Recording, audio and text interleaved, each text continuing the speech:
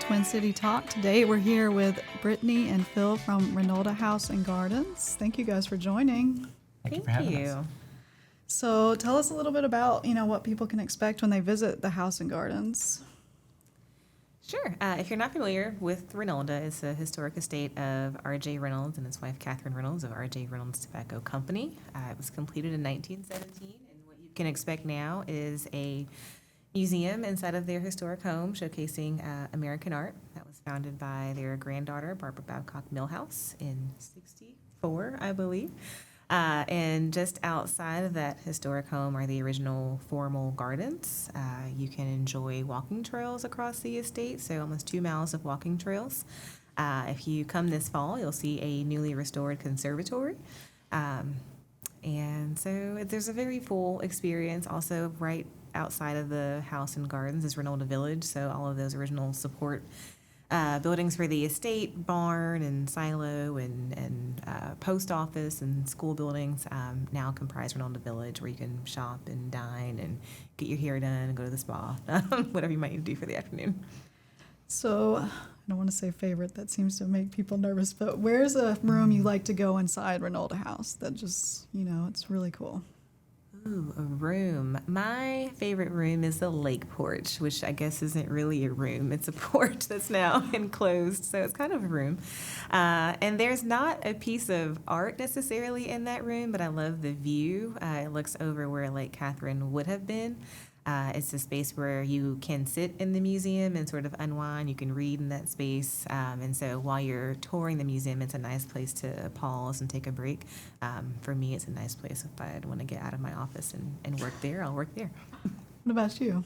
The pool comes to mind. I mean, it's it's an art museum, like Brittany said, but it's a house, too. And we try to make it feel like a place you might be a guest and chill.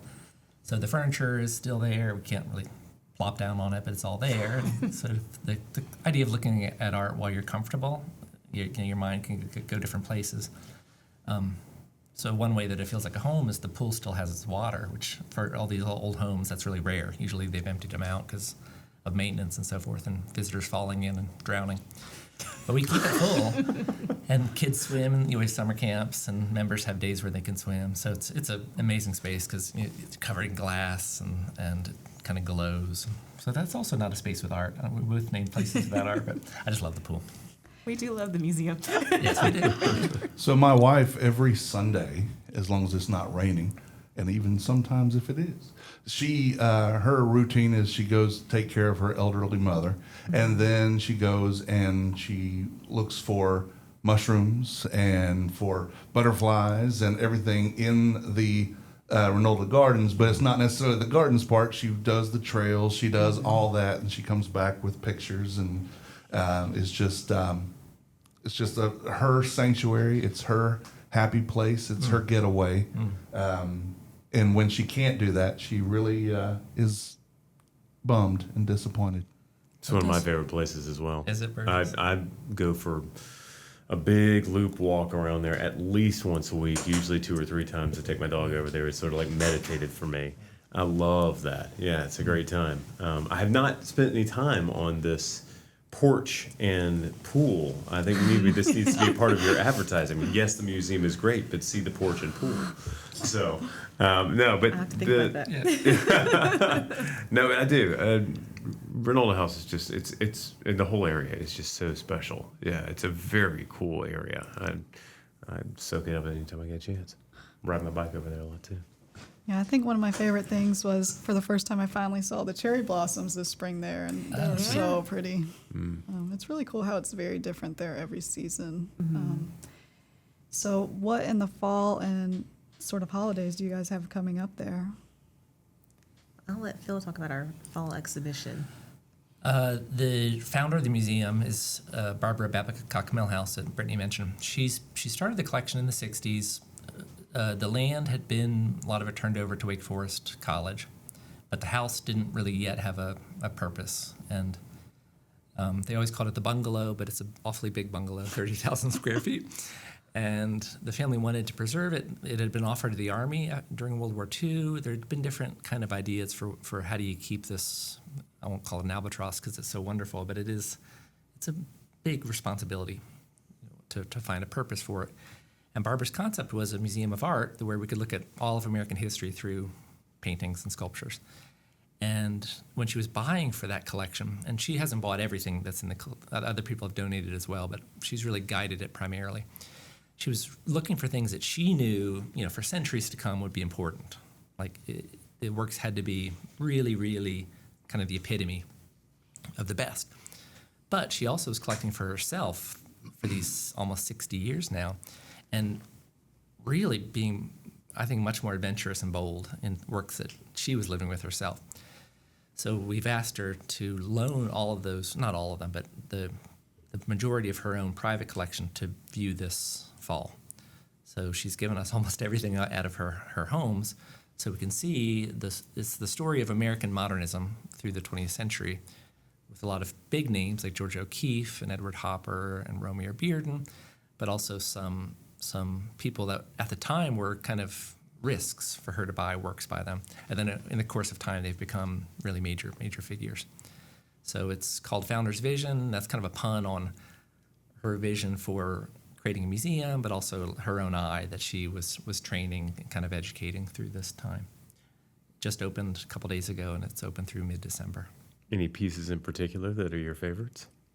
Either of you?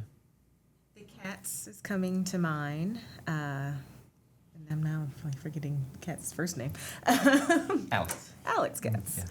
And there's another one, and let me first state, I know very little about art, so when I describe a painting, it goes, I think it's a glass, and there's a decanter in it, and it looks really really neat, but I don't know the artist for that piece, so you might know which one I'm referring to. It Janet looks Fish, kind of yeah. See, thank you, Bill. Spend a little time on this. We'll let you suffer a little bit before you jumped in. Do you have a favorite one? I guess I like the surprises. So Barbara purchased work by Christo and Jean Claude, and they were artists who were famous for site-specific environmental installations. So they wrapped the entire Reichstag in Berlin in fabric, and they wrapped the Pont Neuf in Paris in fabric. And they created the gates in Central Park, where for a time everybody had to walk through a series of fabric gates. So part of their work is tweaking the system, and almost invading these iconic places usually with fabric.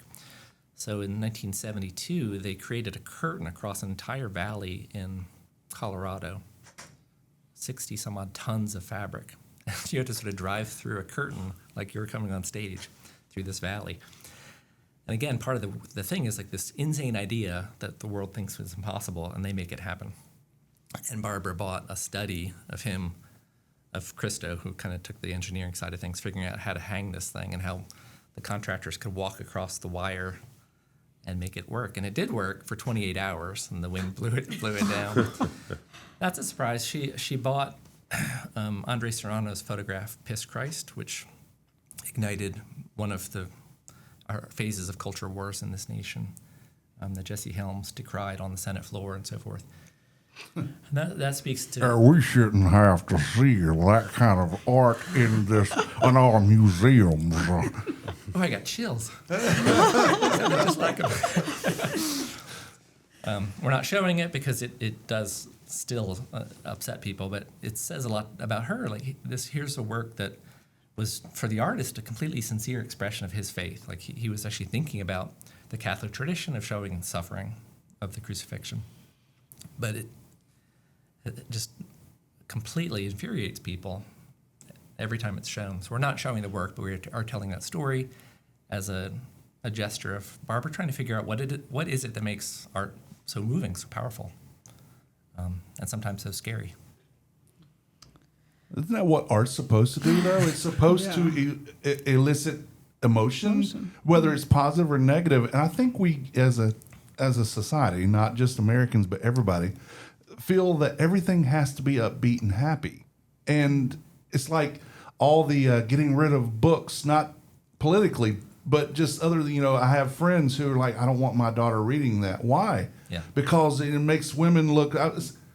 But not every book that you're not supposed to pull for the main character every time. Sometimes the main character is a bad person, Yeah. and that's also used to tell a tale or prove a point. And not everything has to be a good thing. Yeah. So if it's a piece of art that, and I get why you don't show it, but if it's a piece of art that elicits a negative feeling, that's okay too. We have no right to pure happiness. We have right to the pursuit of happiness. So we don't have to be happy all the time. Get over ourselves. Well, it also sparks really interesting conversation. I mean, if you can be reasonable about your response to it and not simply be so overwrought with your emotional response, then I think that sparks a discourse between people that can be very beneficial and creative if we move forward and try to understand each other. I mean, if you have somebody like the artist saying, oh, this is where I've come from with it, you don't have to agree with me, but if you at least hear my perspective, I mean, that art is so wonderful at doing that because you don't have to read 17 pages or 1,700 pages, whatever the case may be, to understand somebody's point. You can look at it, form your opinion about it, and now you have something to talk about. And to Tim's point with that, it's very difficult and sometimes disheartening to me to see us become so polarized over whether it's art or expression, to where this knee-jerk response. And I think that's not to get off on this whole other subject, but the concept of taking like social media platforms and everybody huddling up with their like kind. I've forgotten who it was I was speaking to about this, but what's a little alarming about the world we're in, and I know this is headed off in another direction, you can edit out if you so choose, but is that it used to be, not that long ago, that if you had an idea, fanatical or not, and there was strong feeling about something, and you wanted to rally support for that idea, you had to go out and pound pavement, pick up phones, meet people, and have conversations to ever see that thing take root.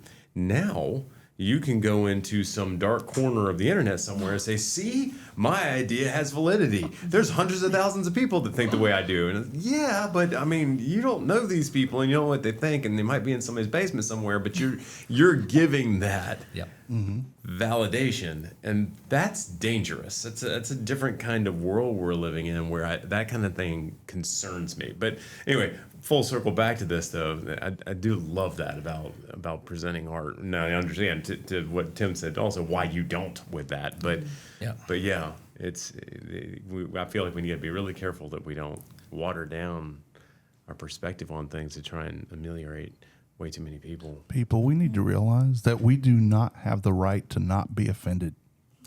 And people walking in the door, we don't know what life experience they bring. And with the tobacco story, people coming in the door, they may have just lost a loved one. They might be a pack-a-day smoker. Their family might have been 5 generations in the industry. We don't know. And the same goes with religious feelings. I was pleased to know that Pope Francis invited the artist, Andre Serrano, into the Sistine Chapel last summer. And he sort of echoed what you said, Tim. It's like art breaks down the apathy, sort of cracks the ice. And for Francis, faith can become rote. And he said, you're actually like the Old Testament prophets in shaking us out of our apathy. And he blessed him.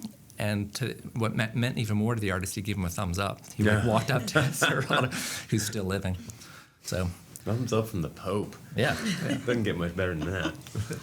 I kissed that ring, and then I got the thumbs up.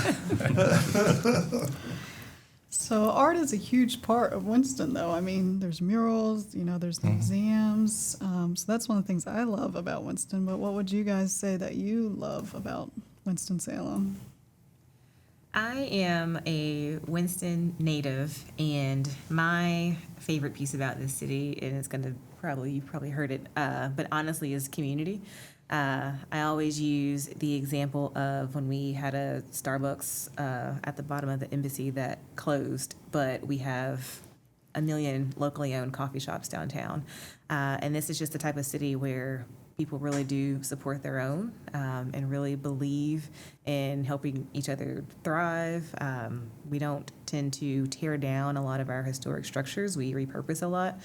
So I think it's a city of just a great size. It's got nice character. We value education with 6 colleges here.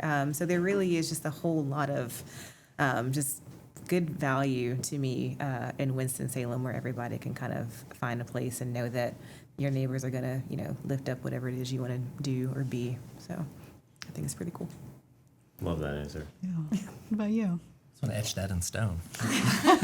All that. Yeah, and for the arts, the variety. I mean, decorative and fine and performing. It's. I haven't lived in tons and tons of places, but a fair number. And yeah, for scale and then for ease of accessing all of those things, it's pretty special.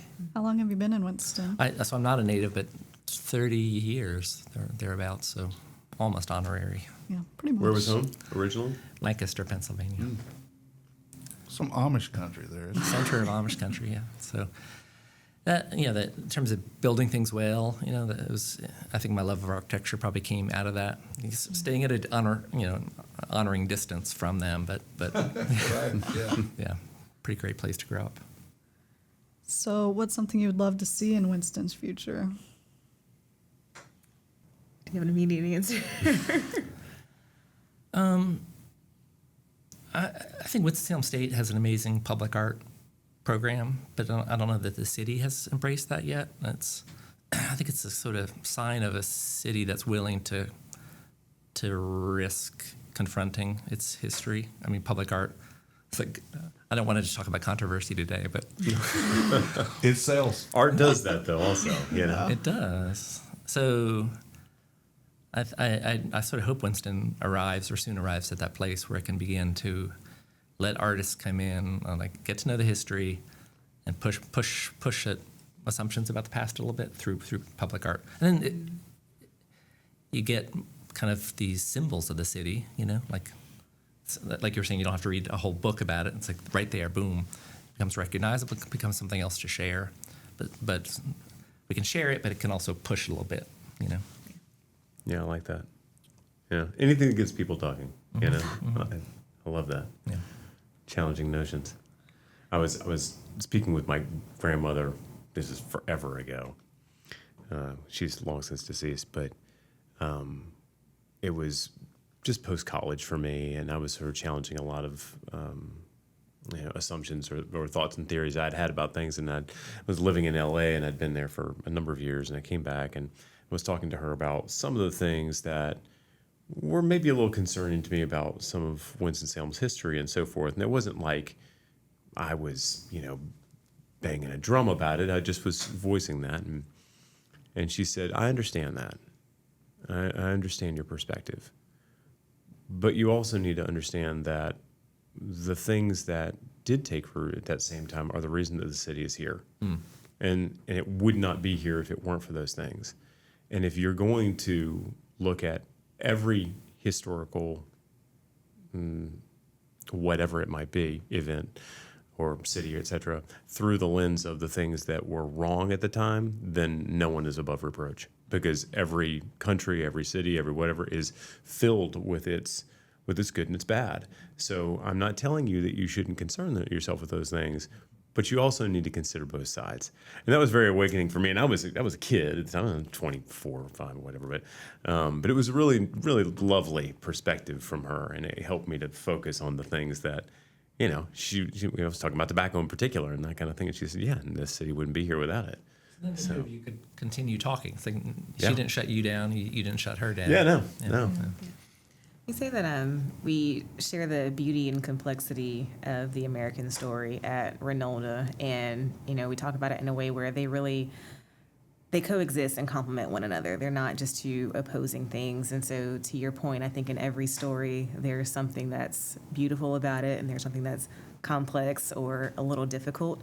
When we reference, how COVID impacted Reynolda. It was a terrible thing, right? This pandemic that we all had to live through. But in that time, everyone was encouraged to go outside. And so Reynolda became this hub for outdoor enjoyment. And we saw our audience begin to diversify. The people that you saw walking the grounds at Reynolda became younger, or their backgrounds, you could visibly see the difference in who was enjoying the grounds. And so that has maintained since then. And so newer audiences, those who have lived in this city for, years and years, are now familiar with Reynolda, even though it's been there. They just may have felt it wasn't a place for them, or that side of town might not be, where they're most welcome. And so when we were just all sort of forced to go outdoors to, be with one another, Reynolda became a safe place for a lot of different people who hadn't enjoyed it before. So there's always the both and. Oh yeah, for sure. So are there any fun ghost stories associated with it? I closed the museum many nights for many years. I never had any experiences. There was somebody who worked on the grounds who had 2 ghost stories that were pretty good. One is a woman in white who would ask him what he was planting without her mouth moving. But he told me these stories, and then he would say, "But remember, I was twice struck by lightning." So, I thought you were going to say he was drunk at the time. Yeah. So, fun fact, my dad was struck by lightning 3 times. I never heard of that. Yes, 3 times. How is this possible? And he's still here. Knocked him off of a ladder, one of them. He was, because he can't stop cleaning gutters, right? Oh, it's going to rain, it's going to storm, it's going to lightning. Let me get on this ladder. Dad, that's great. And he Find the highest peak possible and Yeah. find him some metal to do it. Yeah, absolutely. 3 times. But no. Catherine Reynolds liked Halloween, though. She had costume parties, and she would electrify the handrails. This is the house downtown, not Reynolda, but the house that preceded it, where the library is. And I guess they were metal handrails because she was able to shock her friends. And then she had corpses. They filled clothes with sand and piled them up in the basement or different rooms so that you'd walk in and find. So it really went kind of all out for Halloween. Edgar Allan Poe is her favorite writer, so that might be That's what. awesome. That's awesome. And the organ, we play the organ around Halloween, which of course is the ultimate spooky instrument. I didn't realize there was an organ in the house. Yes, it's these levels. It's on 3 levels, and they said that if you went up Fifth Avenue, like in the first decade of the 20th century, you could hear Pulitzer's organ, Woolworth's, Frick, like pouring out of the houses. They were really into these gigantic, complicated instruments. And the one at Reynolda, it's 2,500 pipes that are distributed like behind walls and above grills and stuff. And it basically is still the same instrument. Like we haven't changed it too significantly. So the day that I came and I talked with you about a project we were going to do that did not happen, but we were going to talk about it. As you were walking me out, they were, I guess, testing it or whatever because it was happening. And you're like, oh, they're playing the organ. And I'm like, that's awesome. It really fills the whole place. It doesn't does. Yeah. It does. You are encaptured by the sound for sure. Yep. Yeah. So every afternoon at 2:45 it plays for just a song or two, and it'll be like Cole Porter or Gershwin or Scott Joplin or classical for a piece. We'll kind of touch on Catherine's love of Halloween. This fall, we're doing a Reynolda on the House event, October 27th. So it's where the museum opens up free to anyone for the afternoon. It's called Organ Spooktacular. So there will be all sorts of little haunting songs played on the organ that day. So where can people go to find out more about Reynolda House and Gardens? Our website is the best way of doing that, just reynolda.org. You can follow us on social media at Curate Reynolda, and for the gardens, Reynolda Gardens WFU. So, well, thank you guys for joining us today. Thank you all. Thank you. And sharing fun. your fun stories. This is Twin City Talk. You can find us on Instagram and Facebook and www.twincitytalk.com. See you there.